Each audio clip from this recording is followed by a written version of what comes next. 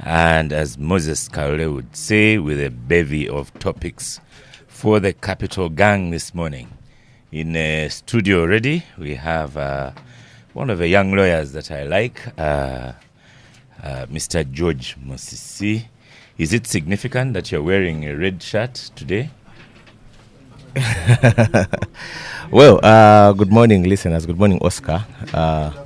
Red is one of the national colors, as you are aware. But the most important issue is the message on the T-shirt. Yes. The message is Free Aaron Kiza. Yes. Okay, that's the message on the shirt. But since you can't wear it in court, I'm not so sure how helpful that is.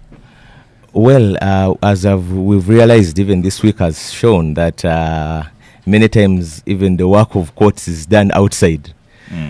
Sometimes the times you're living in are hard that you need to do more work outside than in courts, as we saw in this last week. Okay. Then I have another lawyer in the studio. He is Mr. Eddie Nangulu. You're most welcome to the Capital Gang. Eddie Nangulu, good morning to you. Good morning, Oscar. Good morning, listeners. I am pleased to be on the show. It is my first time on the Capital Gang. I am an ardent follower, and I am hoping to make meaningful contribution to this debate. A bit of that was missed. We hadn't tuned it properly, but you're most welcome. Eddie Nangulu is from the Uganda Law Society, a council representative, Eastern Region. Yes, sir. What does that mean? That means that I am the president from the Eastern Region. Okay. And are you of the banging tables? Yes, we are of the Radical New Bar. I bring you greetings from the president. I bring you greetings from the Radical New Bar and the entire membership of the lawyers. Do you know where the president, Radical president is? Yes, I do. Yes, I do. You might be the only one who knows where he is. No, we all do. We haven't kept his address a secret. He's attending the ESCJ. Okay. We have court beginning next week.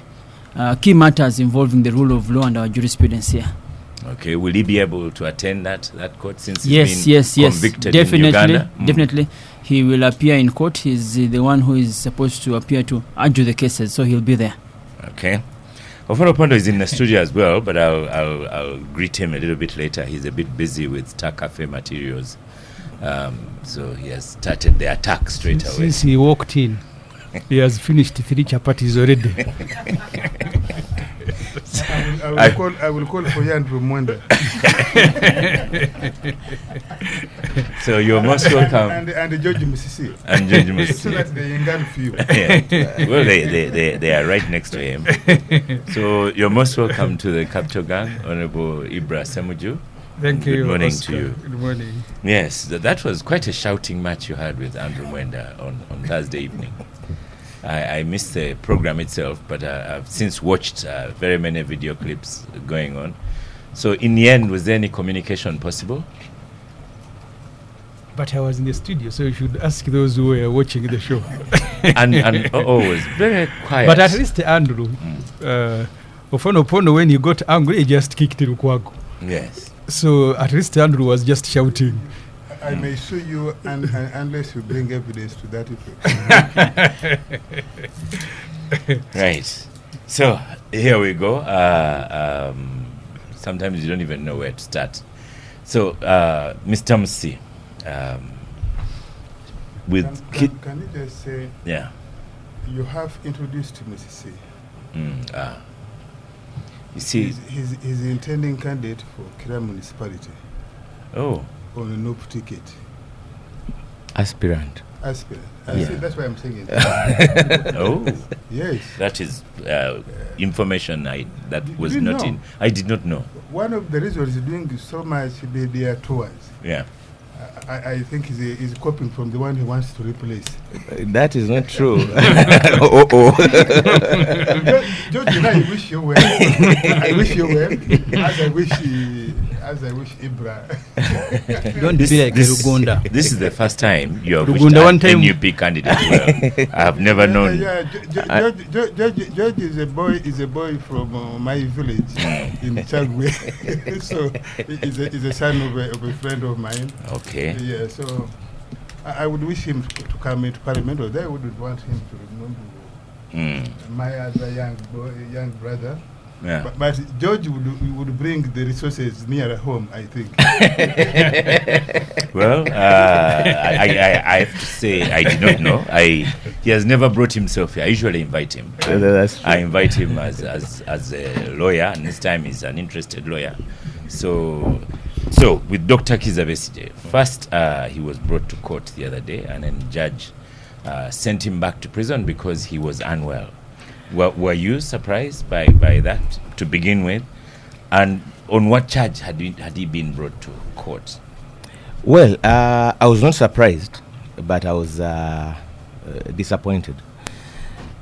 For starters, we know that Dr. Kizza Besigye was demanded by the court martial to return to court on the 3rd of February this year. By the 3rd, the Supreme Court had made a decision to the effect that the court martial work was frozen. That meant that he couldn't appear before the court martial again, but that also meant that he could only be in prison on a lawful remand by another court, which couldn't happen because the ideal thing would have been for government either to release him or to charge him by the 3rd if he was to remain in prison, which didn't happen on time at least. The lawyers applied for a writ of habeas corpus to be produced in court. One, habeas corpus has two limbs. To find out where the person is detained. But secondly, to ascertain if you are detaining him, why are you detaining him? The legality of the detention. You may have to explain to Semuju what habeas corpus is. Honorable Semuju has been in the trenches for long. He knows these things. But basically that, bring the body. It means bring the body and tell us why you are detaining him, if at all. So they applied, there was another matter which was filed in court, both for Dr. Besigye. So there were two cases in court, which had not got a date.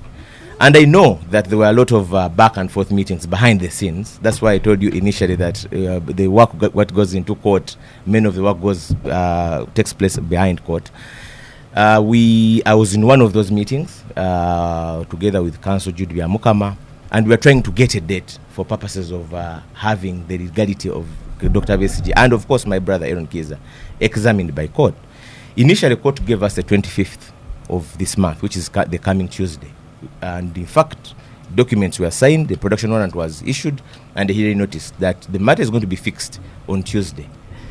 We even tried to serve those documents, saying, okay, we tried to negotiate for a closer date because we are saying the gentleman is sick.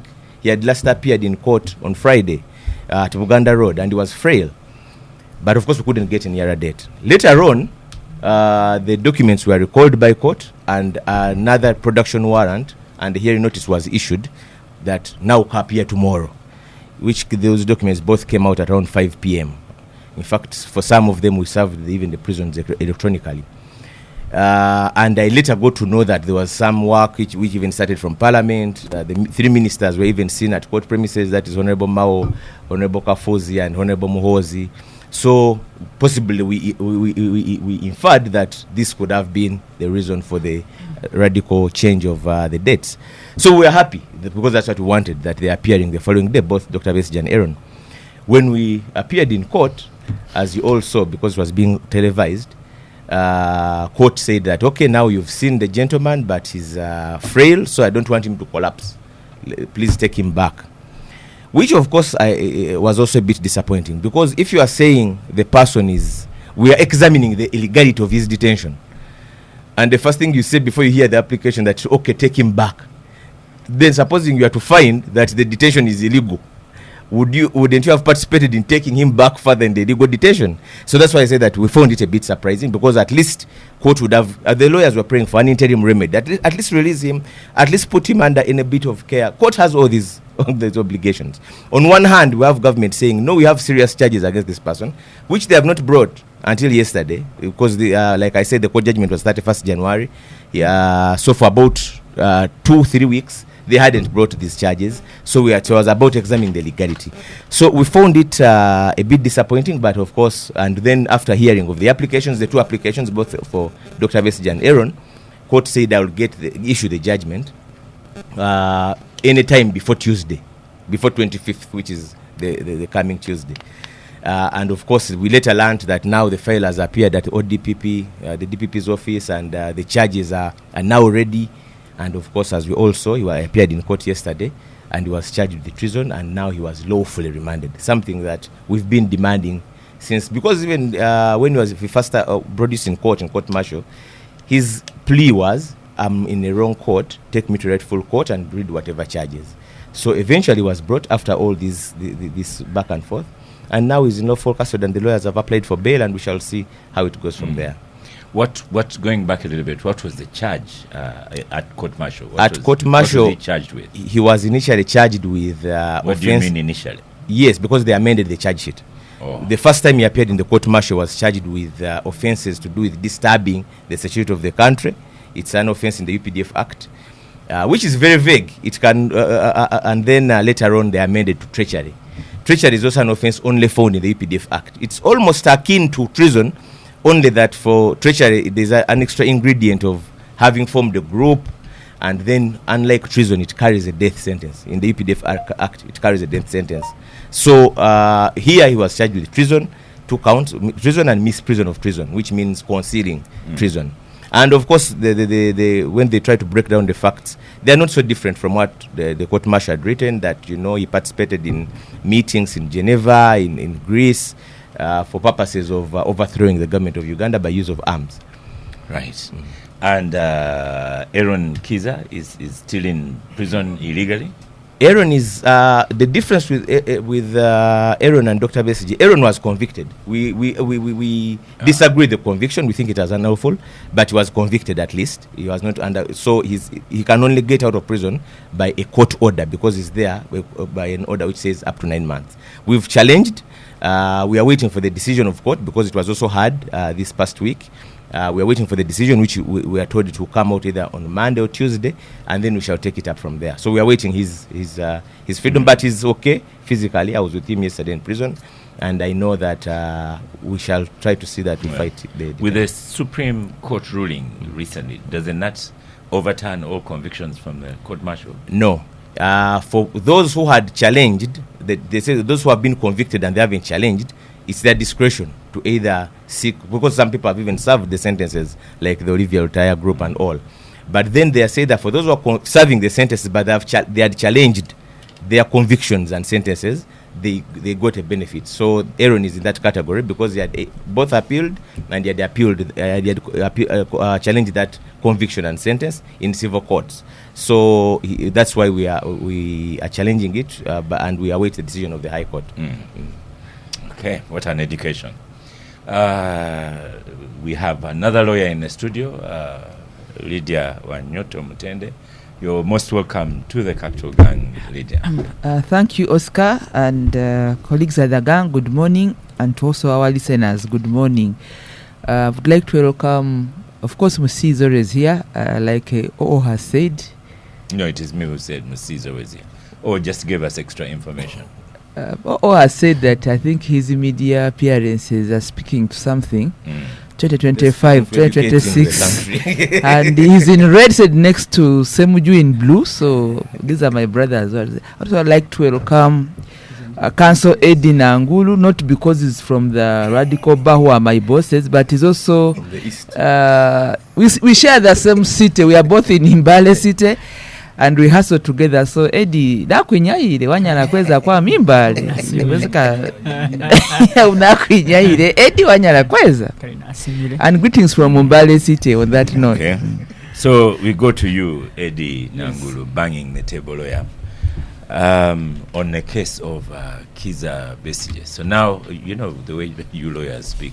So, because Musi here says now he is okay because he's legally remanded, legally in prison. He has stopped the hunger and he has even stopped hunger. You see, Oscar and the members listening, there's nothing okay about Besigye's situation. But the beauty about it is that Besigye has exposed the shortfalls in our system, beginning from the Supreme Court decision and the ineptness of the courts to even take action after the judgment. The court has failed. The courts have failed by themselves to implement their decision. We have hundreds of persons sitting in Luzira right now without any valid remand warrants, and nothing can be done about them. Now, my brother Musi. What does that mean? Valid remand warrant? You see, where somebody is sent to prison, it's on a remand warrant.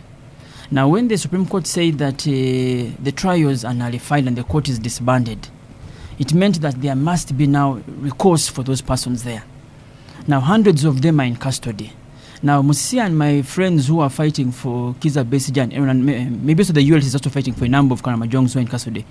The challenge that we have is that only Kiza Besigye's file has since been sent to the DPP. That was what they confirmed yesterday. Now, the other files, it is coming to a month, and nothing has been done. It exposes to you that the government indeed has no intention of indeed losing the grip on the civilians who have been tried by this court here. They are running as fast as they can to re-establish the court. Yet what they must do right now is to oversee the transfers of the files to the civilian courts.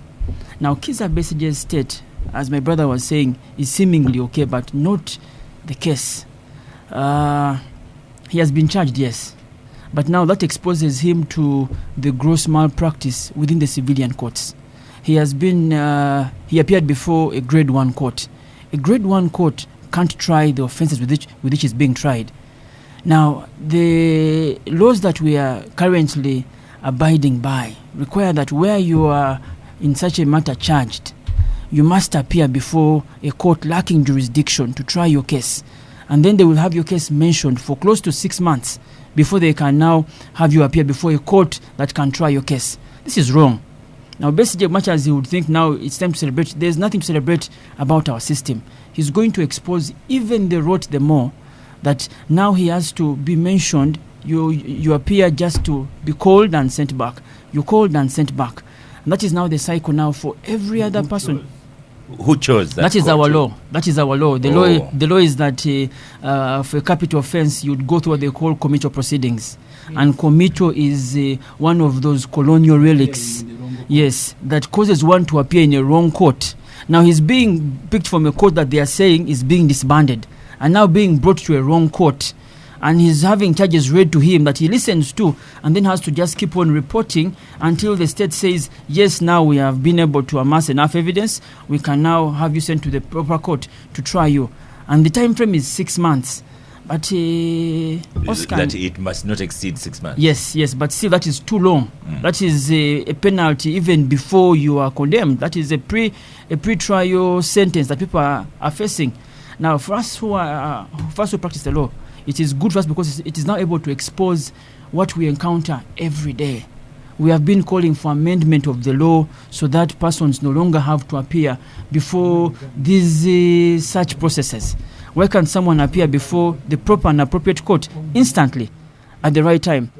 Now, that is just one leg of where Besigye would not be celebrating. The second leg is that he has to now wait for a session. Our system is that you sit by for close to 5 to 8 years before you can be fixed on a session. Now, how long? 5 to 8 years is the wait period. Somebody was the other day, I think it was about 8 years or something that he was now being forwarded for trial. But that is the road that we are enduring. Now, why us we celebrate Besigye's state right now is because it is going to expose what we have been experiencing, and maybe it will give us the required momentum to address this situation. Honorable Semujo, I'm sure, like me, you have learnt a lot today from these two young lawyers. No, you need to continue learning that these laws are made in Parliament. Right. So all the words that you are hearing are words that were put in these laws by Parliament. So I am not with you in that class.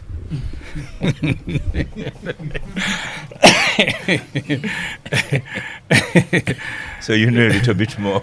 Yeah, because we make the laws. Right. You see, as the radical bar has said, the shabbiness of this government, to which my senior brother is a senior cadre, senior ideologue. I was in Nakawa court yesterday when Dr. Westje was brought. The lawyer, and I sympathize with these lawyers representing government, he said this matter is for mention because investigations are incomplete. Just a few days ago, Museveni said, why don't you ask For a quick trial? Why don't you ask for a quick trial? The spokespersons and those who are helping them said they have a lot of evidence in video, in sacks, on track, but Besigye doesn't want to be tried. Even Andrew Mwenda seemed to have a lot of evidence. That's the shabbiness and madness. Because you see, the moment you have all that evidence, present it to court, and immediately, because you see, the point he makes, it's not mandatory that you must stay in that lower court for 6 months. You must not go beyond 6 months. They can actually present you the same day, and you are referred to the High Court. But the reason suspects are not referred to the appropriate court for trial is because government in Uganda made it a habit that they will arrest you on suspicion and begin investigations after. Sometimes they even drop cases after realizing that they don't have enough evidence to sustain, or sometimes they revise cases. Because I told you in my own case, I was at that Nakawa court. The investigating officer, and I told you he comes from the same area where I was born, he proposed that I should be charged with terrorism because he found me walking during walk to work from Chireka to Banda. And he said that walking constituted an offense called terrorism. The DPP luckily said, no. I was charged with 2 offenses, disobeying lawful order and public nuisance.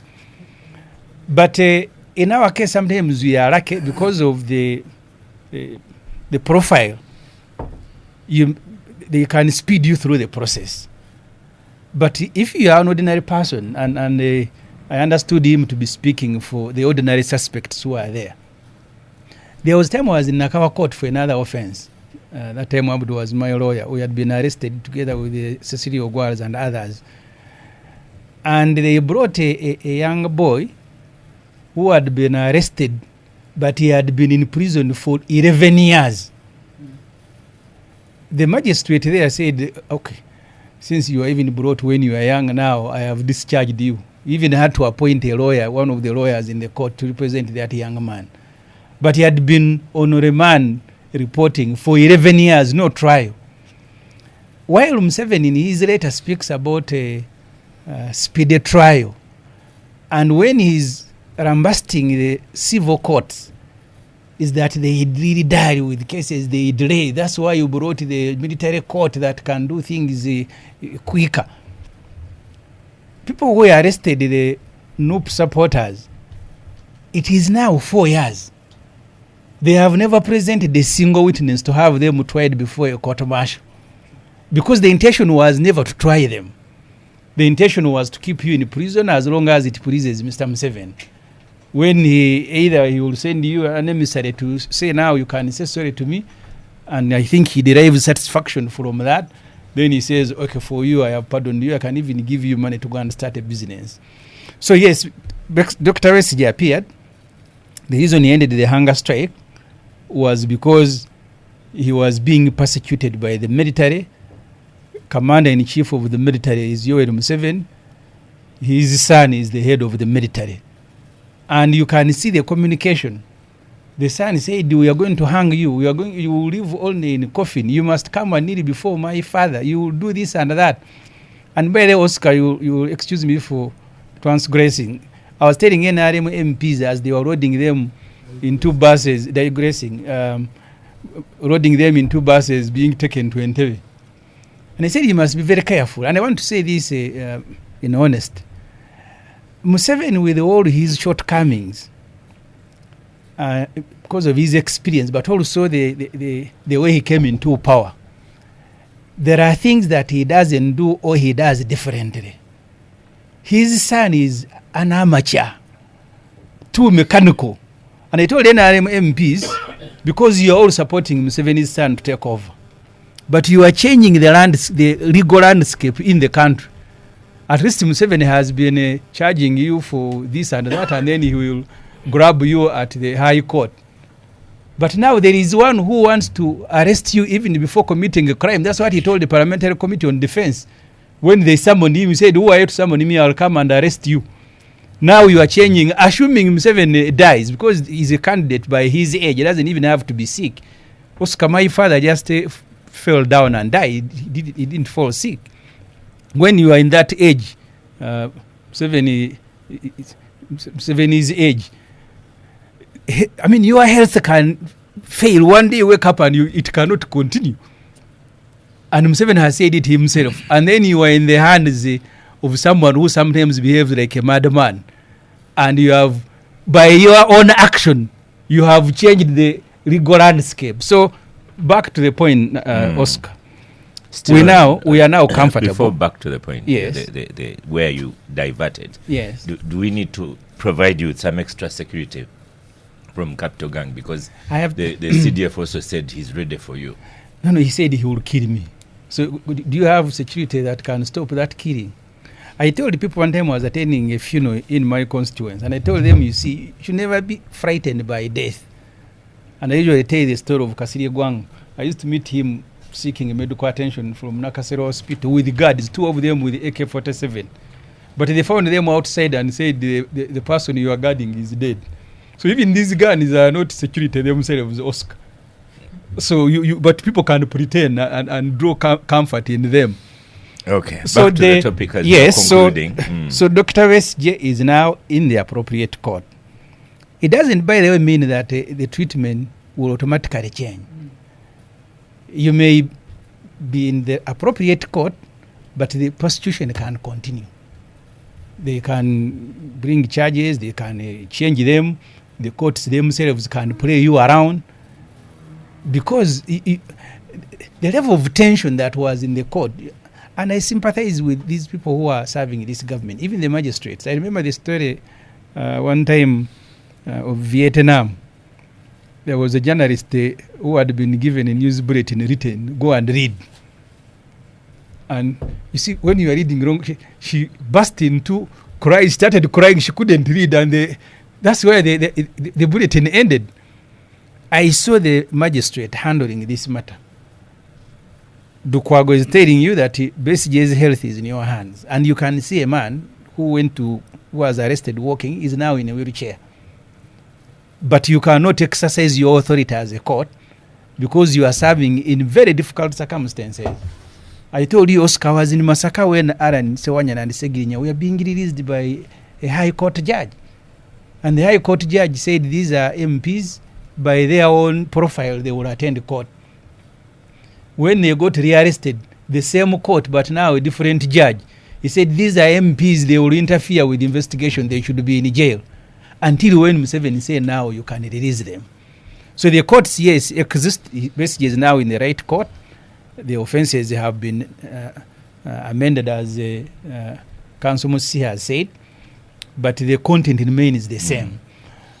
So what the lawyers did was to apply for bail. I hope, because by the last in the evening I was speaking to the old mayor when he was driving to Luzira. Because even accessing him sometimes is not easy, and they needed him to sign before you go and file that application. I haven't spoken to him. So we hope that the courts will independently hear him and then make a decision. And then we will celebrate that decision, which of Opondo, if it is granted, he will say, but you say courts are not independent. Sometimes they will make decisions that can surprise you, and we celebrate those particular decisions, not the courts themselves. I want you to make that, to note that of Opondo. Oh. Yes. First of all, I have said on this show many times, I have written, I said some of these, particularly on BCJ and part of the NUP group, were self-inflicted by the government. Because from where I stand, I sit in meetings, I think we could have handled this differently and better. Because we are the ones, for the last 38 years, reformed the judicial system, not sufficiently though, and I agree with the council Nangulu. We still have a judicial system, a legal system, which is colonial in nature.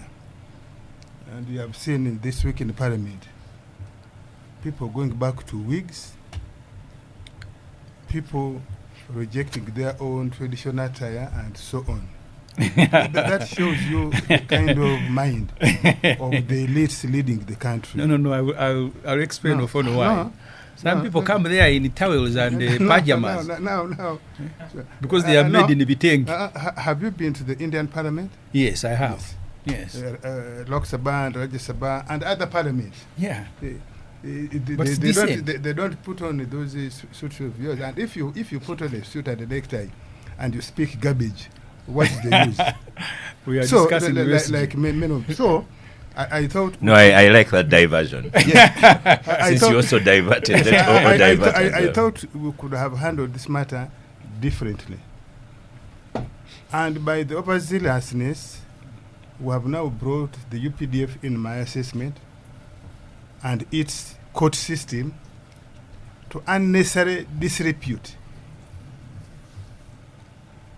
Prior, everybody respected the decision and the efficiency of the court-martial. Because of what the president himself has said, it brought discipline, particularly in the army. Now we have gone into a territory where even serving soldiers are going to challenge their trial, even if just disciplinary. Somebody steals a ration, dry ration, somebody loses war material, and is going to come to challenge his trial.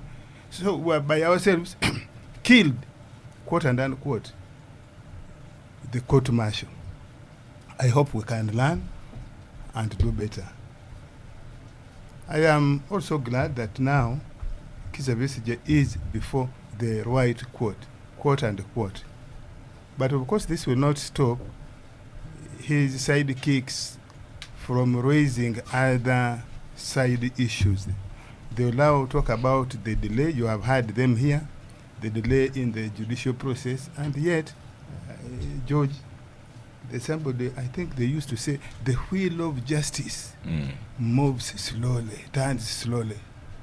So, but this one is not turning at all. We have had that adage for a long time. That's why they said once a matter is in the court, don't pressurize the magistrate. The magistrate simply comes, sits in her chambers or in his chambers reading newspapers, while you, the litigants, are out on the bench waiting, and nobody can knock and say, "You magistrate, what are you doing? Why don't you attend to us?" You see them coming at 11, and they leave at 12:30, and because they have been given this clothes with this, you can't touch them. We have allowed. You know, before I came to this job, I was the chief investigator at the Uganda Human Rights Commission. I moved virtually every major prison in the country. And what Semuja has just said here, we found there people who have been on remand for more than 10 years in the civilian courts. And prosecutors and investigators and magistrates don't bother. Now, I can understand why capital offences were restricted for trial at the High Court, and also why taking plea was at a lower court, which Nanguru is saying is the wrong court. I think it's the right court. At that time, and even now, was because the High Court level were few and far between. So if you are arrested in Gulu, did you want those suspects to be kept in the police cells? Because the only High Court was in Kampala, the judge was in Kampala. But now that we have many circuits, we have Tororo, we have Bale, almost major towns now have High Court judges, sometimes even two. Probably now it is the right time to amend so that people charged with the capital offences, it should not be the burden of the state. Once they arrest me for capital offence, drive me straight to before the judge in Tororo, so that I am charged before the competent court, which can take my plea and probably weigh and grant me bail quickly if I meet the. So I think that can be done through the instruments of the Chief Justice and so on and so forth. I think that can be done. So now, I think let's go to the substantive issue for which BCJ is on which BCJ is being accused, and I hope the state will provide its evidence, whether it is credible or not, or and then if he's acquitted, it won't be the first time. If he's convicted, well and good for the prosecution. Yeah, well and good for the prosecution. But of course, if you look at the history of Uganda, I don't recall in civilian courts anyone who has been convicted of treason. Moses Ali was. Moses Ali? Yes. That was one. I think that is the only group which has been convicted. One, I don't recall. I don't know how he came out then. Anyway, but that's one. He came out and was appointed the minister. Yeah, that's one immediately in 1,000 case. I hope this one will be the second one, and I hope we have good evidence. I also thought, and I've said on this show, that where I sit, I think I know very well that BCJ has been planning. He has said so himself. I thought we could have dealt with his matter of treachery differently. For me, if we have the evidence that there is, we could have used it in the court of public opinion simply to expose him, his sinister motive. And for me, that could have been sufficient, and that would be sufficient for me, because so that's what. So for me, that's one leg. The other one. Come to the microphone. The other one is, I always say that there's the law, but the law ends at some point. So there is the end of the law, the beginning of politics. If you are building a young society like ours, sometimes I think it is not very good, and the president has demonstrated this himself.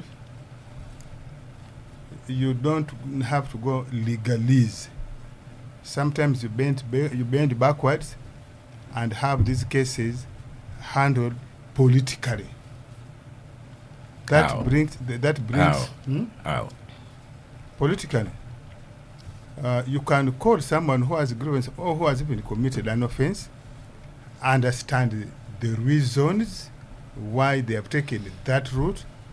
If they are essentially political in nature, like in many of these cases now, people are politically disgruntled. Now you can examine what is making them disgruntled, and you sort the political issues, and you have a way to get them out. Let me give an example. We have had many cases, particularly in northern Uganda, in West Nile, where people go up to the Supreme Court, they lose cases there. Criminal, but also civil. They are seeking compensation, for example, which is not provided for in our laws. War damages and things like that. And they have no way to prove that they had the things they claim. And the president has gone out of his way to say, look, and that's particularly why the State House budget, particularly for the donation, is big. I said true. partly. At all. The president goes out of his way and gives financial compensation for people who who have been aggrieved but are unable to receive justice in the judicial system. He has also gone out of his way. The Supreme Court has dismissed your case. I'm giving you ex gratia. So that's the political way I am talking about. You have seen the negotiations where people have been captured in war, in the battle.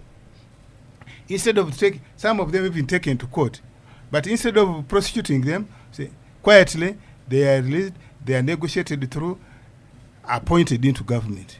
The case you have just mentioned here is one of them. My brother Musa Chua is another, and many others. And I think when we are building a young society like this, the law shouldn't be the end in itself. There should be where politics starts. Now, Semuju is talking about a madman and warning NRM people not to change the legal. If you have a madman coming on top, you don't have to have changed the legal landscape. They will ignore the legal landscape even if it is a good one. So, first of all, don't create a situation where you don't allow a madman to be in charge. Then build the institutions that can push back.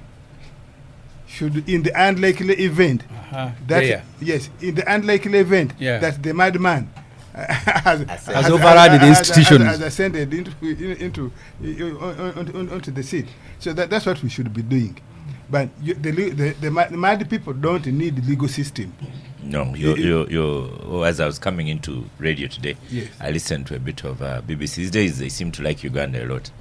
And they were saying the way Donald Trump is dismantling everything. So this guy says, reminds me a film I watched a long time ago, The Rise and Fall of Idi Amin. And this is how he came in, dismantled everything. Just finally, Oscar, yes, of course the buck stops with the chief executive.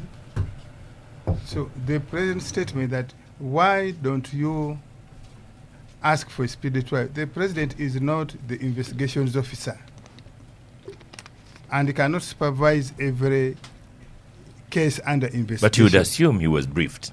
Yes, he may be briefed. The briefing may be insufficient, but he's also human. He can be taken, he can be taken by emotion. So the president is not the investigating officer. He's also not the prosecutor for every case. But he's right that both sides should demand for a speedy trial. But that speedy trial, the onus really remains with the state, prosecutor, with the prosecution. But I should ask you seriously: can you kidnap a leader in the opposition from another country without the president's knowledge? I don't. First of all, we don't agree that these days it is possible. No, the question was for. No. I want to repeat. First of all, we don't agree that we kidnapped him. Do you have to agree? That is your narrative to suit. That's the law. How you want to shape the discussion around how Besigye was brought back. I told you before on this show and other shows, Honorable Semuju will appear with Oscar, you need to remind him of the question he has forgotten. We have a security and intelligence arrangement within East Africa to share intelligence, but also to take action. So as far as we are concerned, we apprehended Besigye with the help of sister authorities, and we brought him back. Okay. Now, if you want to use the word abduction, it is entirely you are. Okay. That's what the law says, of honor. But we brought him back. Whichever arrangement you have, the law is there. We brought him back, and we arraigned him before a court we believed was of competent jurisdiction. Along the way, you contested the jurisdiction of that court.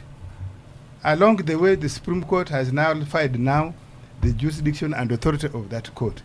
And we are abiding by the instructions. Okay. No, you are of the- actually of the- reenacting. I the want us to co- go of the to school. Lydia. Indeed, where do you start from? Here is another lawyer. So finally, Kizza Besigye in legal detention. Finally, Dr. Kizza Besigye is in legal detention. Yes, and the complaints will not stop. Maybe of a different set, but the complaints will continue. Because let me just begin by saying that laws are written to serve a particular purpose of a community. And with the time, they should be reviewed. In Uganda, we have the Law Reform Commission.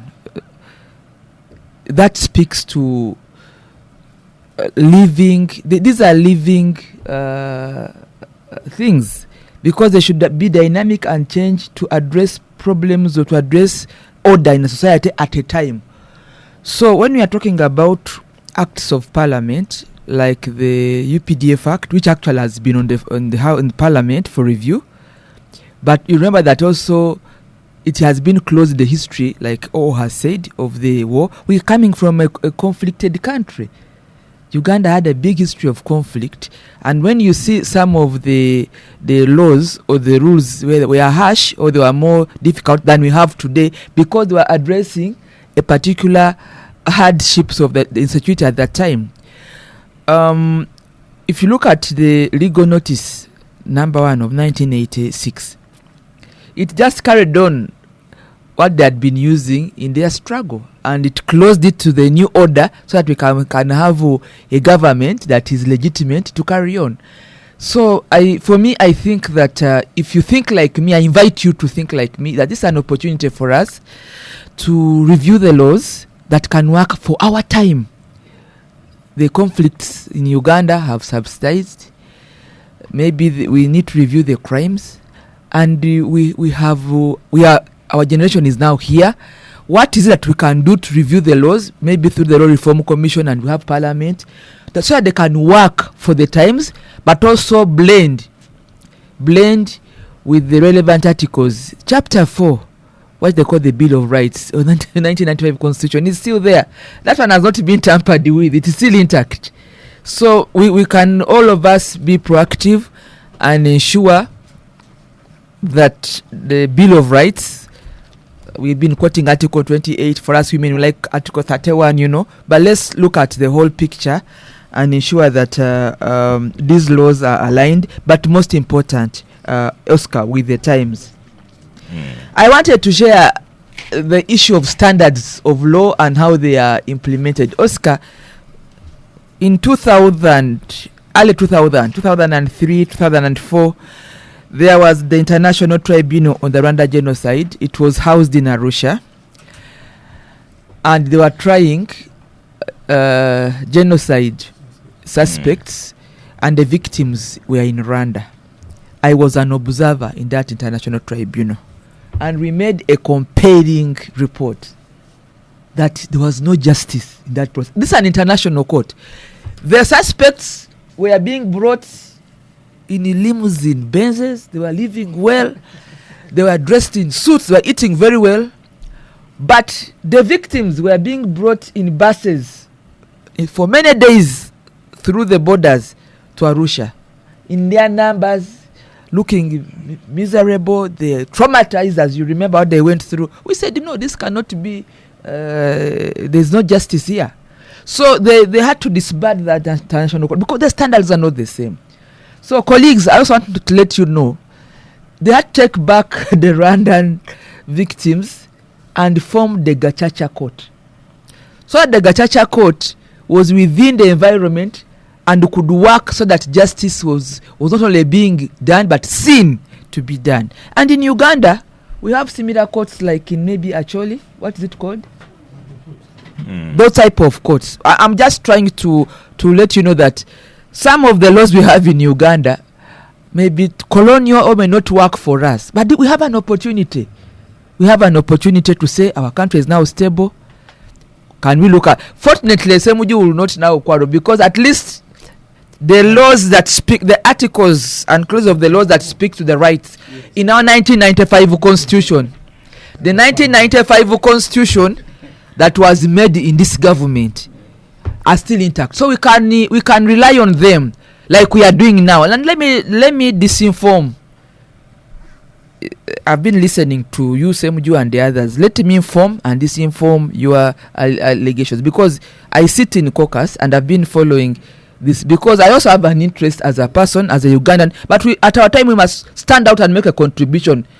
So we are following word to word, letter to letter, the ruling of the Supreme Court, align it to the laws that we want to amend and what the Supreme Court said. The Supreme Court did not say that the court martial should be disbanded. They said what should happen so that it can stand the test of a fair process if somebody is brought before them. And they talked about competences. We have addressed the issue of competences of the court. They talked about recruitment. We have addressed recruitment of the court. They talked about who should appear before that court. We have explained. We are contributing to explaining who should appear before that court. And the issue of civilians has been clearly distinct from the court martial. We have addressed the issues of what is a criminal case, a crime according to the Penal Code of Uganda, but also administrative discipline issues, even within the UPDF. So give people who are working a chance. Time is, Semuju, you also have a contribution to make. Because when whatever we are doing as people that support the executive is coming to parliament, and the public, because the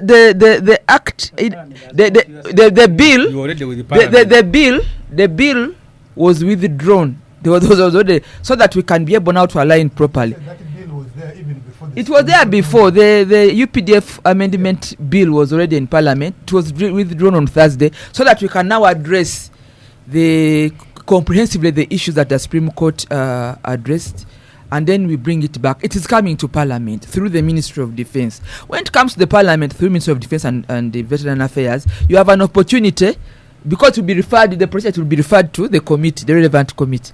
I don't know whether you still sit on that committee. But when it comes to the committee, you will issue public hearings, and some of us will appear. And then those for public hearings, will say, I will come and arrest you. So we are looking at 45 million Ugandans. You see, the beauty about some of us is we do not contribute because of us as individuals. We want a better Uganda. We have had children who are Ugandans. We have relatives who are Ugandans. We have a stake in our country. We are contributing to a better Uganda in our time. The M7s contributed to a better Uganda in their time. And like you are saying, they are in their exit years. But for now, for you are in parliament, I'm in NRM, ruling government. Let all of us, the Musis are in the private sector, entering through NOOP. Ed is here, is in the what's that? Banging table. The radical bar. All of us on this table can contribute to a better Uganda for our children and for our country. We need to do this in a progressive manner. So, Semuju, I want you to have an open mind on this matter. Let the bill come back to the House. Please take it to the committee. Offer public hearings. We come and debate this thing for Uganda. It will be a good practice, but leave here knowing that there will be a court martial. And leave here knowing that there will be no civilians. I have really doubt that it will be there, but it will be addressing the interests of Uganda, the interests of the army and the forces that are going to secure our country. So, Oscar, as I conclude, the issue of standards are important. Let us utilize the institutions that are available. Let the law reform also do their work, because there are so many other laws. This one was, like, you can say this is the silver lining. The bad situation brings something good. But there are so many other laws that may not be working in our times. Let them come, reform them, and we run the country. So thank you. I thought that I could make this contribution and delay the affairs of Honorable Semuju and the Musisis. Because it's also difficult when we listen to some of you to draw a line between the political season. We are some of you have come back to the limelight because of this situation. I don't know what would have happened. You are quiet, but now you are all over. And people are now saying, oh, Thank maybe you. they can make good legislators. It is also good for you, but you'll find us there. Thank you, So Lydia. I think we should Let's draw a line stop to for develop a a good law quick for break. Uganda and the politicking that you have been to bring on We'll table. stop for a quick break. Welcome back from the break. This is the Capital Gang. A lot of discussion. We are going to go to NUP. George Musi is here. I had not known that he's NUP, but now he can speak to us the NUP abductions. But, yes, sir. Indeed, good question. And you know, he wants to be, Chile is my village, so we need to discuss. He doesn't vote there. No, I don't vote there, but the family is there, and our family has been voting for Semuju. So But Oscar, if you I'll could, have words with you later. But just to conclude the first one, so we go to Yes, NUP I just wanted to have abductions. 1 second on that. Yeah, I can even give you 2 minutes. What Eddie Nanguru told us, as we said, Semuju was the one who was not in class, but I was. The president wrote and said you should be seeking for a quick trial. Everything is ready. If you saw these Andrew Mwenda versus Semuju shout-outs, Andrew Mwenda said there's overwhelming evidence. Oscar, And on other fora, people have been saying, especially in NRM leaning, people have said there's a lot of evidence. So were you a bit shocked to find that actually that there's not a lot of evidence? Or that the investigator is not ready? I don't know how to phrase it. The evidence we have probably is for prosecuting a case in the court of public opinion.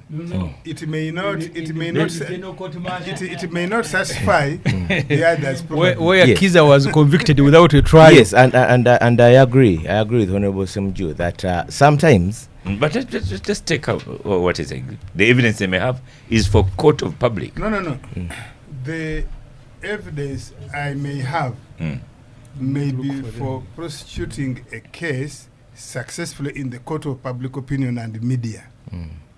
Now, that evidence, probably if you take it to Justice Owinyidoro, he will say... To a fairer court.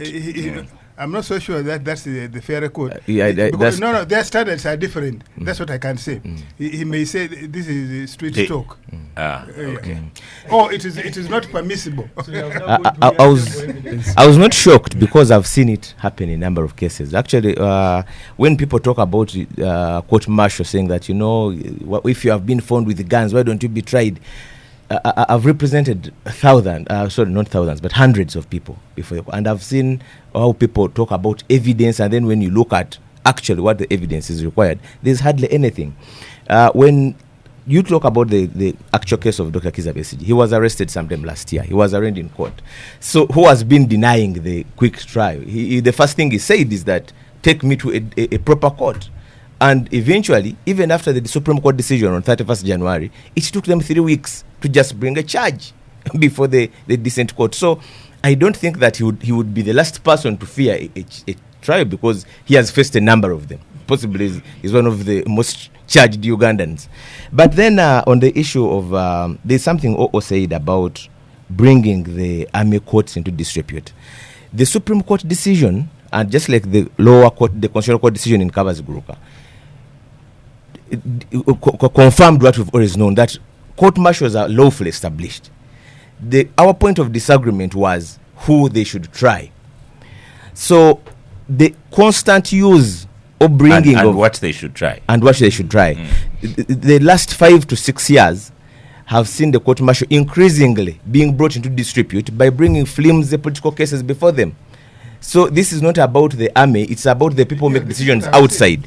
Yes, the people make decisions outside. I've seen all sorts of flimsy charges. I can give you an example. You remember the case of the NUP campaign team, which was arrested in Kalangala 2020. On 30th December 2020, they were arrested in Kalangala. And they were in state custody. But the charge sheet, which brought them before the court martial, said on 3rd January, when they were in custody, they were found with 4 bullets in Makerere. And 48 people spent 6 months in custody on such a charge, when they were all in state custody. And in any case, even if they had the 4 bullets, how can 48 people have possession of 48 bullets? They may be in connivance. Anyway, Yes. But of course they couldn't. But you see, it is not just, we have not just brought the court martial into discipline by the civilians. Come to the microphone. But even some of the serving officers, the serving officers. Absolutely. you remember the case of General Karikaihura, which died along the way. He sought forgiveness. And you remember, yes, and you remember his lawyer, Elson Karuhanga? Yes. Challenged his continuance. So, part of the way we have done things, we have spoiled our own case. And when I say our government, the way we do, because the UPDF is part of the government. Yes. So for me, has given you I would really insist that we must do in-house cleaning. You've increasingly used the court as a walking stick. Yeah, we should do our own in-house cleaning. And if we do so, the MCCs will actually have no job.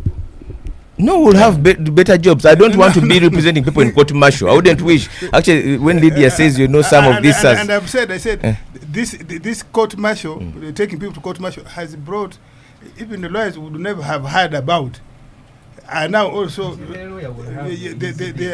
are now big names. We have given them gravitas. Well, for me, I think that is looking at a smaller thing. But the bigger issue, and the bigger issue even outside court martial, and Eddie talked about it, that the issues of access, the issues of course I would be representing you, Lydia, but the issues of the issues of pre-trial remand, where people spend a lot of time in custody. We can give examples of people who are not in court martial. Remember the case of Honorable Alan Sawanyan and the late Honorable Segirinya and 7 others. At one time, even I think it was bench one day, when the Chief Justice said this trial should begin in the next 2 months. That was about 2 years ago. And in fact, you're talking about Alan and the late Segirinya, but the 7 others are still in custody. The trial has never kicked off. And those are people who were arrested about 3 years ago, and many others. No. But now, if you're talking about the MPs, how about the lower voices? Somebody talked about their profiles. How about the lower people? Absolutely. Who are 10 years that's what he's saying. Absolutely. That's my point. But where there's the an judicial Eddie. officers actually have discretion. There's an to Eddie say, in Tinder said some people have been in prison for 20 years. Is that where possible? the 20 is judicial not possible. officers It's will not be able to possible. say, It's not Too possible. much. you were charged. At least not on remand. Remanded 10 years Not on ago. remand. No. We give you unconditional bail. When the state is ready, they will bring. But they don't do it. Because that can work as well. You're saying it is possible that Recently, the Parliament, during the inquiry, discovered that there's a case of somebody who had been on remand for about 20-something years. It was on the news all over the news. But also, at least I can testify, the people whom I've known of as long as 15 years on remand. Now, as we are on the ground, as far as Kapchora, as far as Boko, you may never hear of them because they're in big names. But people are sent to custody and they wait for a day that never comes for their trials. there were those with Olive retired, or in that case. Yes, of course, those ones are. Is it 9 of them? 9 of them are still in custody at Chitalia. There are even those who have been in prison prior than them. There's a gentleman I met in Chitalia. He was it's not a political case or anything, and he's been there for about 8 years in custody, awaiting trial. Now, if the government charges me, this farming I'm doing in Kapelebyong and Tororo has exposed me to prison labor, which is lawful. You go and pay, and they give you prison inmates to come and work for you. Cheap labor. Yes. No, it's not cheap. Actually, it is the market rate, 5,000 for the day they work. Just like we give the other people.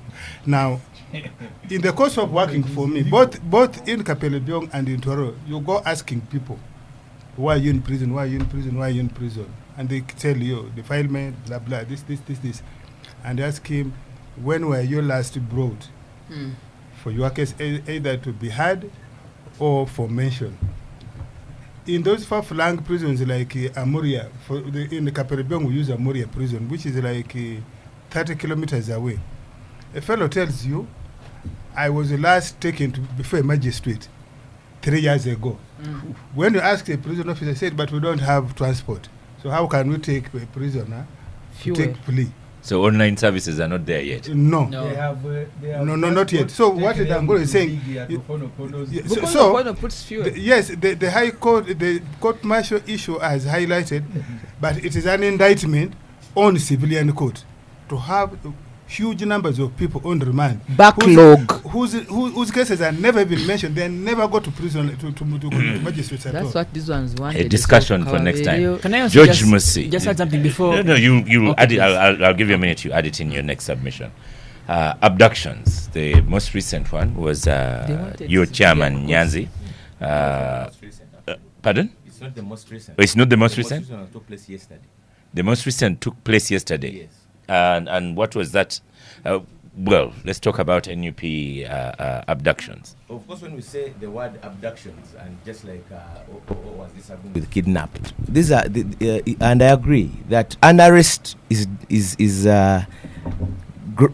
defined in the law. Our laws say that if you are to charge me for anything, tell me that you are being charged for this.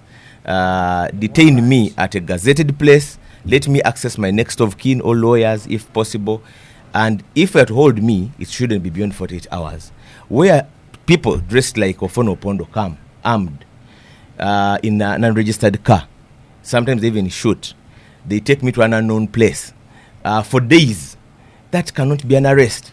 And I heard even Mr. Variomos saying, it's not an abduction. Security. So we think it's a trend that has continued. The last 5 years I've witnessed it a lot. At the last week before Chairman Nyanzi, they had taken two people who were not as known as Nyanzi. That's the week prior. When the week started, of course, Nyanzi was arrested, Fred Nyanzi, just not very far away from here, around Molago. He was released, dropped at his home yesterday.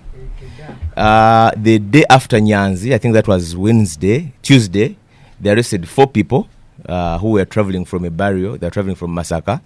Those are all members of our election management committee. 2 gentlemen and 2 ladies.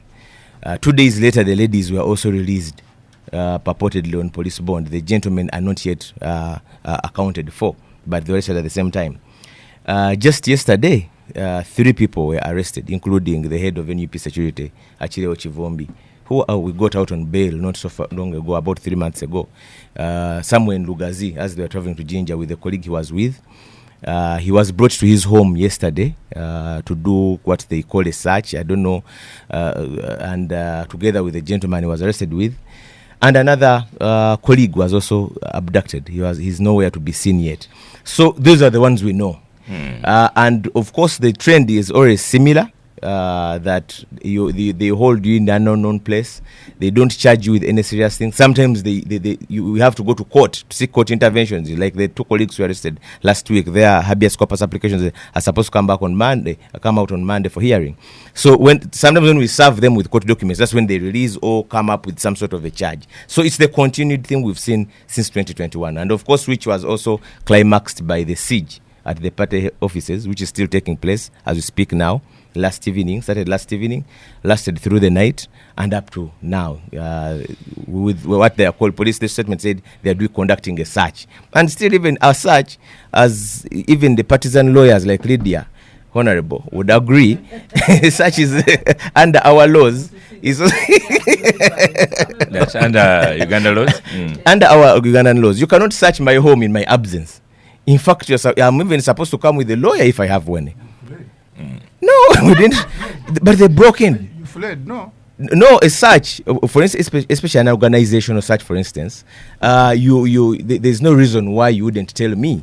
We fled. How did you flee when they came and locked up everyone, and then they ordered the few people were there to go out, and then they are purporting to conduct a search. So you've been using words like they, them, who? Security. Oh. Security, yes. Police. Now, we can't. Of course, I saw police owning up by some 50-word statement last evening and signed. I saw police owning up, saying that. But beyond that, of course, we're seeing a lot of army presence, including UPDF vehicles and clearly army. But at least we saw police. However, when it comes to abduction, it's never police. Because all these people who come out, for instance, the 2 officials who were released this week, including Mr. Nyanzi, who was dropped at his home yesterday, they were at the former CMI offices in Mbuya. That's where they are detained. Last I checked, that's not a police facility. Honorable Semujo,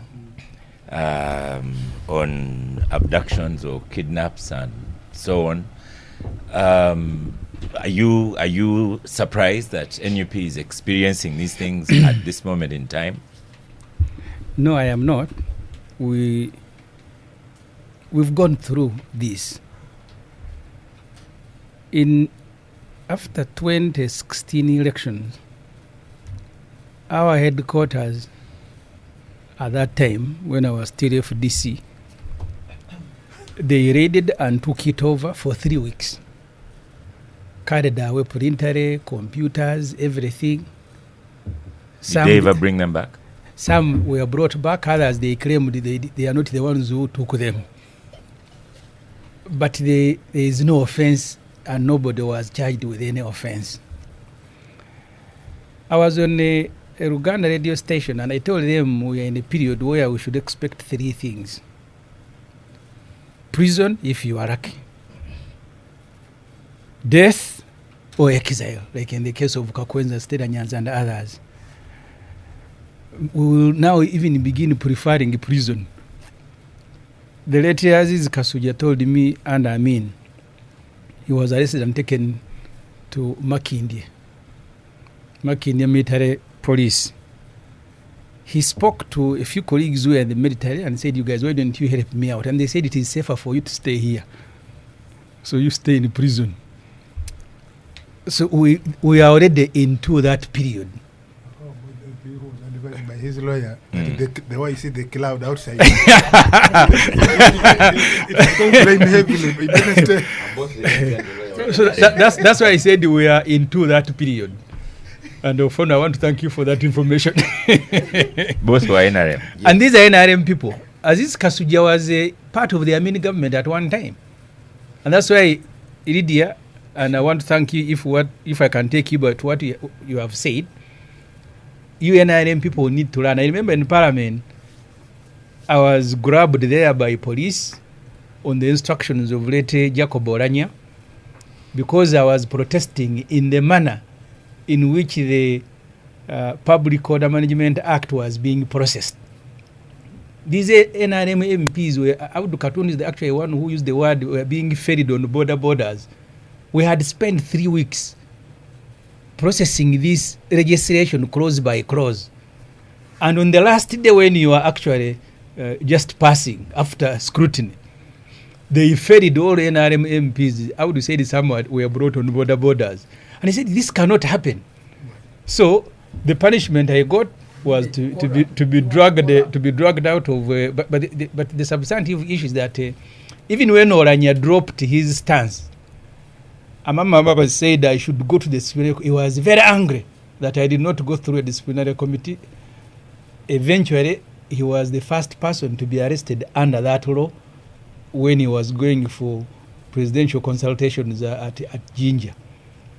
So as you go through this UPDF amendment that Lydia want to propose, and I am now speaking to all the NRM MPs wherever you are, you will be like Gracie Winjira, the one of the Detention Without Trial Act. He helped Obote to enact a law because at that time he thought they were targeting opponents. Then within a short period, he became the opponent. He was the very first person to be put in prison under a law he had written to target others. So these abductions, we've lived with them. People have died. That Besje, you see, his brother was arrested from Besje's petrol station in Zambia. Charged. The matter was never processed. When he was about to die because of prison conditions, they allowed him, and then he died. Musasis. There are others. So what NUP is experiencing now is what everybody, whether NUP, whether FDC, you will go through. Because you see, you are dealing with people who, by fighting in Ruwero, they think now this country belongs to them. But and maybe they'll say NUP brought it on themselves. By doing what? 48 hours of whatever, and then they're accused of having militia. Which militia? You see, I saw people making comments. I was in Makerere when Northcote was still there. 600 university students. Everybody had not more than one pair of military, and they were putting them on. But good, you are saying when Northcote was still there. Is it still there? And actually, it was not. The reason they banned it was not because of the military attire. was what? was because they were accused of crushing soda bottles and pouring them into the food of Afroston when they were celebrating their day, and Kataha was the guest of honor. I was still at the university. I know that story of honor because I lived it. You people were that violent? No, actually that was also a fake, because what they did was put in the paper, but they wanted to emotionally play on the psychology of the guest of honor, the wife of the president. Said they have crushed bottles put in our food. They were even crying. And then when she went and told her husband, they said now North Court is closed. But the point, Oscar, and allow me to make it, the attitude of Honorable made very good point. So Lydia did. But we are dealing with a monster. People who came from Luwero, they think it is their birthright to be the leaders in Uganda.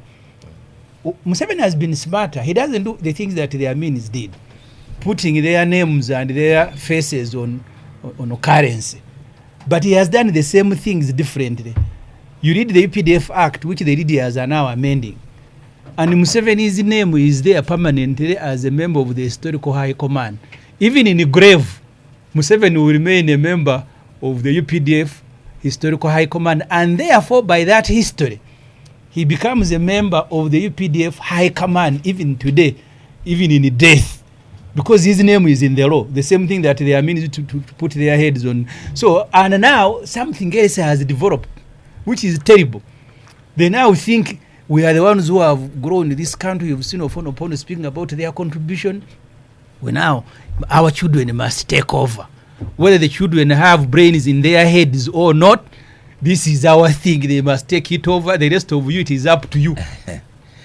So that's what we are dealing with. And as I said, you see, there are many bad things that Museveni has done, but they will get worse, because you cannot be succeeded just by your children, whether they have heads on their shoulders or not.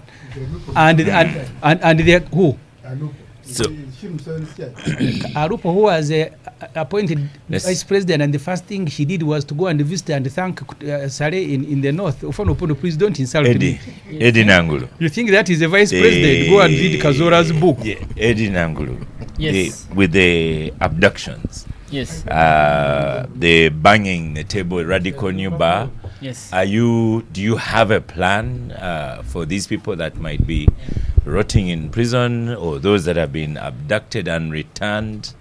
With I don't know what Nyanzi was charged with, but should we just be happy that he was returned? No, wasn't charged with anything, of course. He wasn't. What do you mean? He wasn't charged with anything. Why have you added, of course? Yes, of course. In what you call it now, DIS something in Mbuya, and they even gave him free transport to his home, but they didn't enter. Then they dropped him outside the gate. Eddie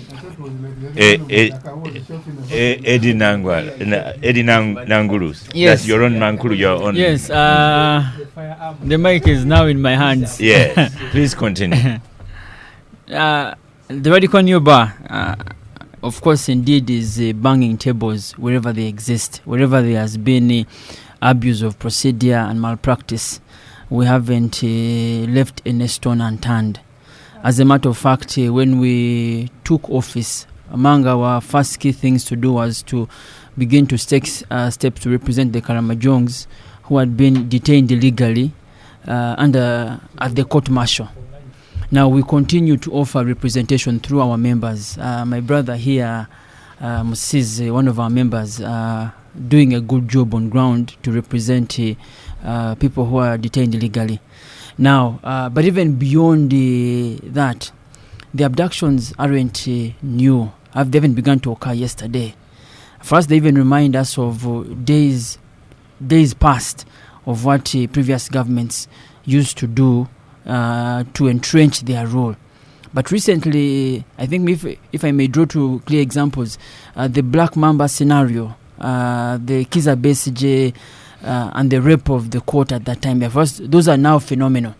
We can talk lightly about the recent situations, but the Kiza Besigye situation and also the Honorable Akamba when he was picked up at the court premises. Now, those are violent occurrences that indeed should not be happening today. We have come out strongly. We have protested against it. We even told the MPs that back in the day, they were immune from these things. But now they are also victims of similar occurrences. We are trying to implement the law as it must be, as it should be. And at least under our radical regime, we will not allow these occurrences to go unchecked. Yes. Just a few minutes to the break. Ofono, when Nyanzi was arrested, I just thought, they call him Chairman Nyanzi. I just thought, can police write a letter to him and say, please come and... see, we've had such a letter at Capital Gang here. They write to you, please come at 10 a.m. You think it wouldn't work to invite him instead of unnecessary drama? That's what I have said. I said earlier on that actually you've said it repeatedly. By the way police and other security agencies do things, they make government, even their own institution, and obviously by extension the country, look bad. Yes. Yet it is good. First of all, I expect that many of these things are intelligence-led, which means, in simple terms, you profile. There are those you can summon, and they will comply with police summon, or even court summon.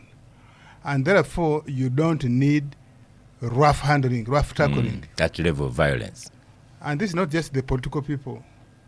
Even the case of those MPs who were involved in alleged corruption, you saw how they were roughly arrested, the police vans whizzing to their homes and surrounding, and you see their gates and many, and they say, using sirens and so on, and say, what is all this? When you could have summoned them either through the speaker or ordinarily, and the report. Now, when somebody... I know the cases have even died. Yes, I know, they're in court. They're in court. Okay. So, they... I should give you information. When the last time they appeared, the Honorable Akamba complained that his rights had been violated, and he wanted the constitutional interpretation. And the matter was referred there, and as Oscar said, it will never resurrect. Yeah, but at present died, it is still there. Maybe you can say it's lying in limbo. So, and we have said before that tackling suspects in this way gives them fertile ground to challenge their prostitution. And the president himself has said so repeatedly. Said, when you touch a suspect and obtain so-called evidence, of what evidential value is it? Unfortunately, our security agencies, particularly the ones responsible for apprehending people and taking them to the law, enforce courts, haven't learned this. We need to do better. Now, in the case of NOP, Mr. C says it is a siege. I contest his use of the word siege. As far as I know, including this morning, police actually, markedly from the previously, in this particular case, they went to court and obtained a search warrant. When they went yesterday, NOP officials who are managing the offices fled. And that's what I was cracking a joke. That's not true. Now, maybe they thought that they come to arrest them. However, the way they saw Nyanzi, who would not run away. Yeah, their security man and others were there, and from what I've been briefed, actually had 70% of the keys to different offices, and was asked to sign a form. He opened the rooms that the police was interested in. This is what I have been told.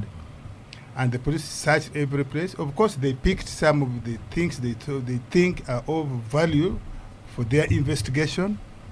The doors that were locked, I have been told, the police used its power in the law to break those doors in the presence of the LC and the person managing the office. This is what I've been told. Now, of course, there are remedies. If there are ultra-vires actions of the police, there are remedies. Sure. But it is not a siege. And when the search was not concluded yesterday, The police gave the person managing group officers, who's their security person, to sign. He did indeed sign, and police kept presence there overnight. They went back this morning as we speak. The search in Kamwokya was concluded yesterday. Today morning they resumed the search at Kavule. I don't know if it has ended.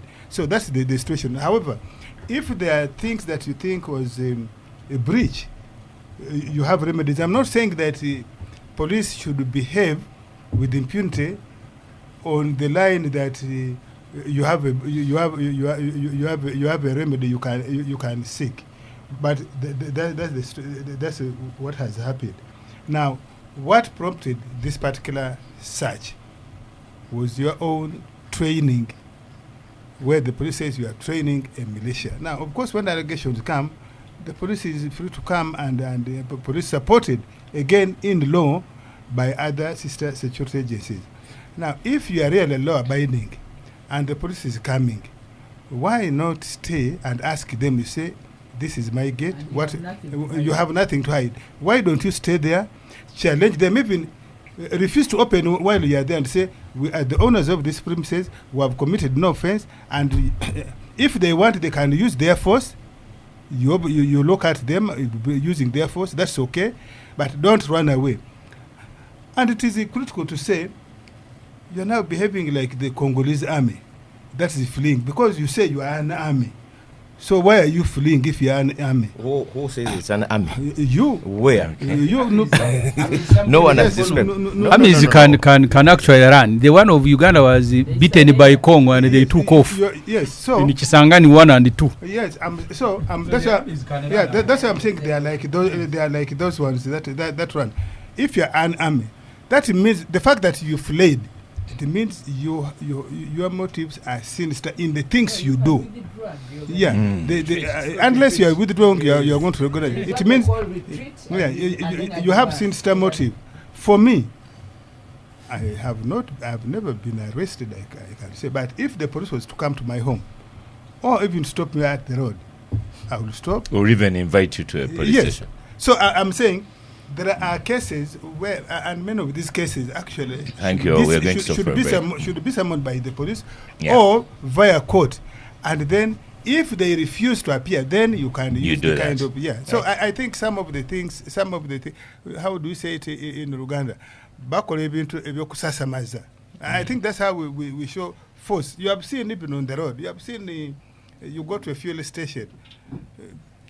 People who are supposed to have a smiling face at the fuel station ask you rudely. You go to a bank, they say, what do you want? So I think we need to teach people. Change your bank. Customer hours care. Are very good. Let's stop for a quick break. The police. Come back from the break. This is the Capital FM. Lydia Wanyoto Mutende on microphone. And I want just a second. Nangulu says they haven't left any stone unturned. For us who come from the traditional societies, we use the stones, grinding stone. You don't overturn that one. So don't say. So what are you grinding? This man is for grinding. He's banging tables. He doesn't know what there to do. are some stones you shouldn't overturn. Lydia, yes. On abductions and one would say rule of law. They break it down. You see, you can that is Semuju's word. You can claim your rights and you can claim your rule of laws in an environment that gives you that space. So for me, I would like to let I've heard the Semuju saying, if you write this bad law, it will catch up with you. But it is double-edged. Because law, you wait. But it's double-edged. We should also write laws that are blind. I shouldn't write a law that protects me. I should write a law that is good for the community. And if I do wrong, I should be caught by that law. I should not write a law that I say, if I do this, it will protect me. So it is double-edged that I've heard people now, it has become a song even at Parliament. Today it is me, tomorrow it is you. Stop those songs. Write good laws for Uganda. And laws should be blind. Laws should be blind. Don't begin now talking about it. Today it is me, today it is tomorrow. No. A law should be good, it should be tight, it should be tested, it should be owned by the people. Do public hearings so that laws work for all of us.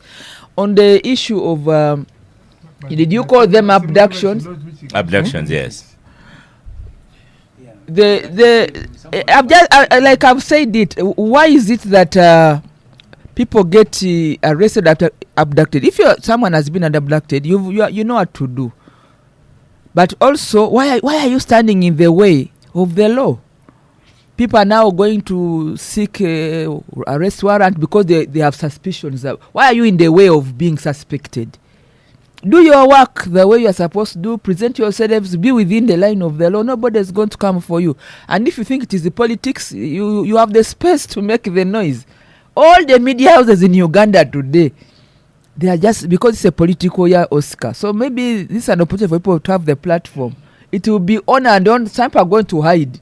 We see they hide. Then it was very common in Makerere. Semuju, you remember the politics of our university. People, when he's going to lose an election, they hide.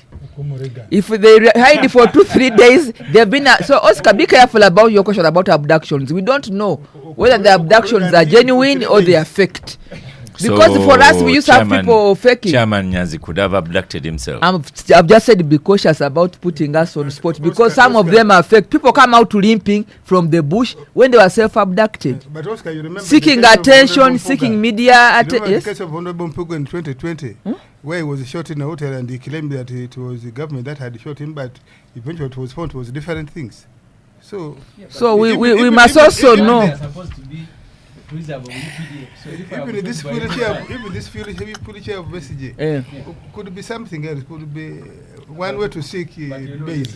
So Oscar, I'm not saying that I am blind to abductions. They could be joined, but then there are processes to which somebody can be searched for and sought for through legal processes. But do not forget that 2025 is a year of politics. So people are going to bring out all the antics, including faking abduction, so that they seek sympathy, they seek attention, media, whatever it is. We should also be mindful of that. Someone disappears for 43 days, is a candidate for Chida municipality, comes out limping. Oh, I was beaten. Oh, I was what? Leader, it's good you've said that you are cognizant. Yeah, some people are being. So it's not just a one way. If you don't say that, people might think you are insensitive. No, I am. I mean, I can also be abducted, but we should not forget the times and the environment. And I've given you an example where I used to see it happen when I was a student leader in Makerere. That's one everybody knows. But we used to have people who are going to lose the election, they disappear and they cause us problems. Then they postpone the election. They are looking for who is a candidate. Kumbe he didn't have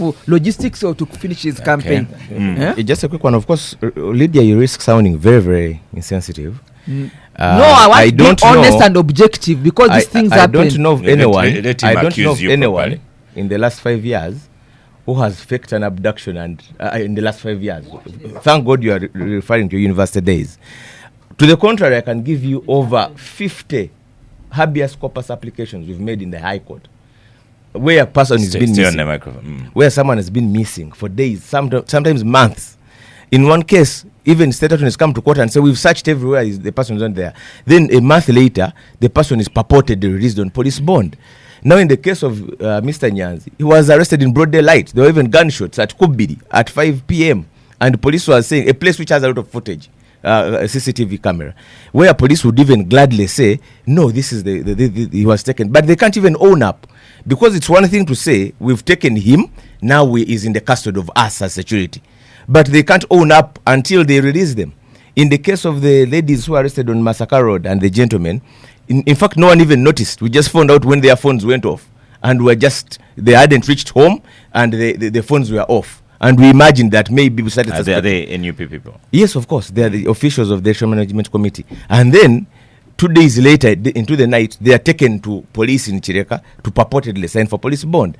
So, right now, when a person disappears, you can't even know whether it's a gang that has taken them because police, in all the instances, police never owns up to say that we have him. But eventually it's sanitized by exit through a police bond. And then for others like Nyanzi, of course, they didn't even go through a police bond. It was just dropped by the roadside. I've just said the way they are, we are mindful of that. But I also want you that you have a training school, train your cadres, your foot soldiers. about the laws of Uganda, so that you have a balanced sheet. Of course, don't Lydia, train people to listen to me, Musisi. Let her tell you. We know ourselves. They're all in the field. Don't train people to be provocative, to be defiant, and then when they get into the long hands of the law, you come crying because you should be equal to what you are training them. But to you've be. not been This there. one I've What told are they you on the training? face. What are they training? I'm You've just not been- telling you've not you. attended it. Who I'm trains just them telling with The you. first be thing you should be provocative? asked. You should I've ask not where- seen your training, Yeah. man, but I'm Exactly. only Then cautioning if you haven't you. seen, you But will that's what be I'm negative. saying. Yeah. Because Hold why are they Lydia. found in the wrong Lydia hand and- of the law? Lydia But and, who has been convicted? Lydia and George, hold Who has on been one convicted? second. You wait and see. Lydia and George, first wait a second. Let me ask Ofonopono. So who trained Semuju? Because Lydia is saying, don't train them to be provocative. This question is going to Ofonopono. Semuju was Uh-huh. trained. Semuju The was question trained- has gone to Ofonopono. Semuju was trained by the Honorable Nandala Mafabi Uh-huh. and Mr. Kiza Besigye. To be To be provocative, provocative, to be aggressive, to be to aggressive. be defiant. And let me just tell George, They'll catch up with you. don't think that because But because- don't say Ofonopono. don't think that because we Oh, don't- hold on. You've done very well answering my question. Let me ask you another one. Who says it is illegal for someone to be provocative, aggressive, and challenge the law? nobody has said so. Yeah. But if law enforcement suspects you and tackles you Oh, also aggressively, Okay, that's they different. don't come crying. And let me just tell George, the fact that we don't talk publicly what we know and we think you are doing as a precursor to They're doing it to, dry to, run. to defeat proper smooth electoral process in some areas where you think you are dominant, doesn't mean that we don't know what you do. And please, when we come breaking limbs, I mean, yes, when and I'm using that figuratively. Yes, when we are using, yes, when we come breaking limbs, don't cry. But Don't cry, because that time is going to come. Because some of you think that you want to own the space. You harassed NRM people the other day in 2020, 2021. You think that's the narrative you want to have. And you started with, by the way, some of you started with that. You remember the Tojikwata Code 27. You remember the case of Simeon Sivuga and others, the NRM MPs in Uganda. This time, we are ready for you as a state. Ofonopono, the way, hold on, George, the way, for example, Kiza Besigye case in court, it shows you don't know. So when you say you know, What it is don't also we a know? contradiction. What don't we know? They've had to. No. Now Ngulu here told us, gave us I the said process. We took him to the court that we believed, and we still Did not believe require sufficient evidence. is a competent court. Now, if somebody challenges my thinking, that's okay. Owunjidoro has said this court doesn't have competence to do this, and we agree. We don't agree with him, but we accept his decision, and we are going to do as we think we should do. Okay. So these Nupu guys should know. These Nupu guys should know. They know, Ofonopono. When you have violence visited upon So you, do like they that, need a lecture that they are going to be abducted? Does No. Yeah. Does We don't Nyanzi even need need to to know know. Or the that, violence? that they are going to be shot. Let me say, But- just to say, we shall. But do you the think stand- the Nyanzi stand does will- not know will- the will violence that neutralize can be it. visited upon him? And that's why they fled. Oh, Yes. of course. That's why you fled your offices yesterday. If I was When in- you are talking and the about people used to run away. Yeah. when you're talking about how police and you earlier you were advising how they should approach this, their intention is not to carry out a successful legal prosecution.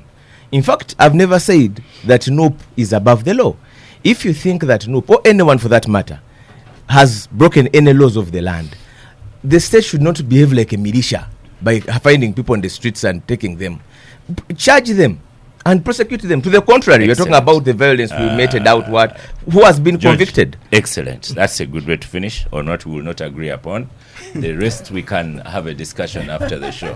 So, having three lawyers in the studio, and we'll start with the non-lawyers, Honorable Semuju and Ofonopono, on the radical new bar president, convicted and sentenced to jail.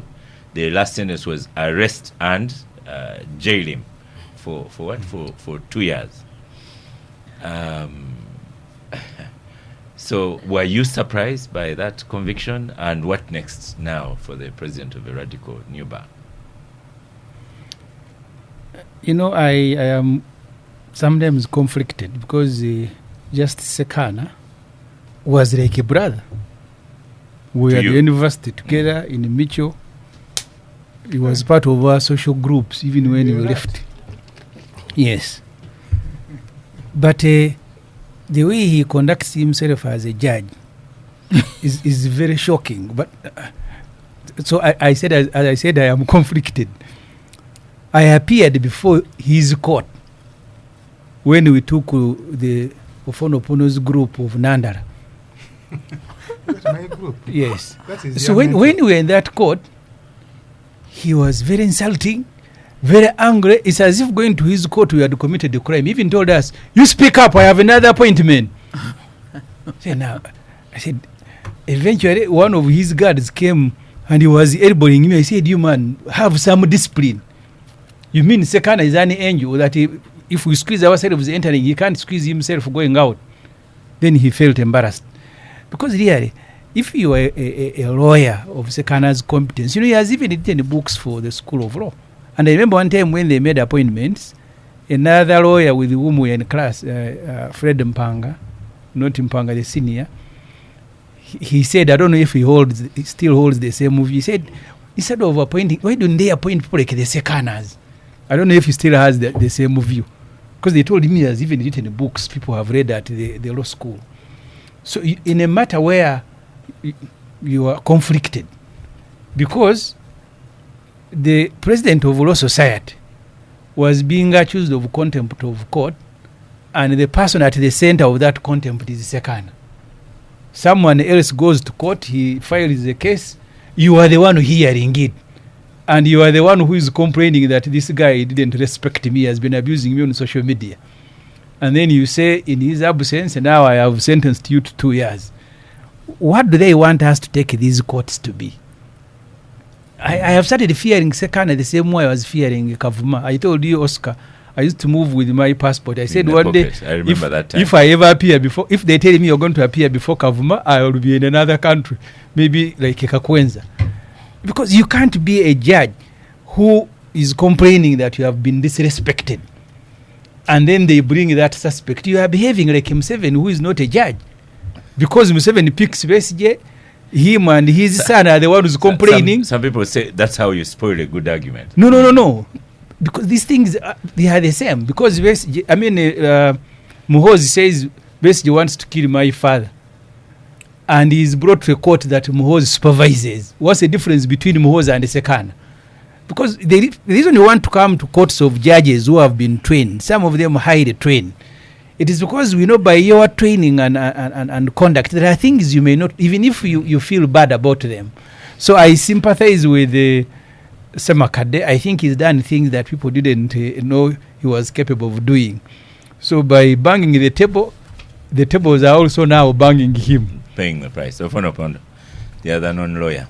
Well, first of all, what has been the strategy of the opposition, particularly FDC, which I think now NUP has ably copied, and elements in the Radical New Bar are copying.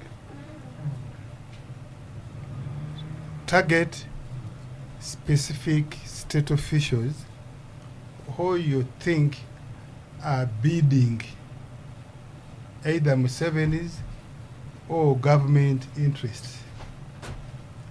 Isolate them, expose them, harass them, harangue them, even take them to the court of public opinion, and where possible to the ICC. You remember they were doing so with the armed officers, they did so with the police officers, they tried with the Honorable Stephen Kavuma. They have now zeroed on Sekana. What are the offenses of all the lawyers who have been taken to court, convicted by judges? You speed up because we are. They have been accused. They have been accused for contempt of court when they appear in court or when they are commenting on issues before courts. This was the case with Malema Birizi. Yes. This was the Who case you are saying they are targeting? This was the case of Aaron. This is the case of Aaron Kiza. Convicted by Muhozi. And this is the case of Semakade. What are the procedures and standards when a judge you appear before accuses you of contempt? I think it is the same judge in his court who decides to take you to jail. I don't know if there is appeal. That's why I'm raising the question of procedure. Is this all being done by maybe there are judges or magistrates who have been restrained either by character or have been intimidated? If I tackle a lawyer who's ever in court like Mabirizi, won't he take me this way? There are lawyers who, they are judges or judicial officers, or even some of us who don't. I have never sued anybody. But can you follow upon Yes. sue anybody? I have never. Whether Thank you, whether land was, I've Lydia. never sued. Yeah. Now we go to the lawyers. So, Lydia. but what we know is your strategy is to isolate your. Okay. Yes, you have your Lydia, strategy is to isolate certain we've- people and target and harass Thank them. you for no And I comment. think this is the same case with your Justice Lydia, Sekana. There's nothing is being which is out Lydia of the norm. Anyoto on the judgment against radical new president. Yeah, it's on your microphone. is it? The good news about these court processes Yeah. is that there's always a window for appeal. So if you feel that you are not being handled fairly, you can always appeal. But also they provide for if you think that contempt. yeah, Okay. any case, Right. contempt notwithstanding. But also if you feel that on either side, you can ask the judge to recuse himself, or they can also step down if they think that the matter that before them they are conflicted. So all As these one of the lawyers procedures of the are Electoral provided Commission, he for. refused. You can ask him to recuse, and then you also make an appeal. So Okay. Oscar, it's not an end. There's always a window, and I think that So he can appeal. the issues between the radical bar that is even steady in front of me and on my side on the left, who are our leaders, and the bench, is that their matters I don't think are best resolved in courts of law or even cases, because I think the best thing is to sit down and agree on how we can work together, because Okay. the judicial service of our country requires all of us. The bench is as important as the bar. So if the bangers of the tables who are here can listen to some of us, we are, because all of you are playing out your egos, your right, your spaces, you are speaking a lot of laws, but the public is suffering. We are supposed to be seen to Work be together. yeah. So please, let's get Eddie? off the whatever and see if we can negotiate working together, negotiating how to work together. So Eddie, what ways forward? Oscar, the judgment is unfortunate by His Lordship Sekana. It set us aback. This is the first time that you have a president being convicted. Right now, if you read the judgment, as my brother was saying, Honorable Semujo here, you can't be a judge in your own cause. That is a first year law 101, that you know that if you are... I have since found out that yes. it is not particularly illegal. If you It is- if you can say I am objective about this and everything, you can refuse to recuse yourself. You see, you see where you may suspect bias and where you think it may hamper your objectivity. There is no way you are going to, even if you make the right decision, because of what is being portrayed by your conduct.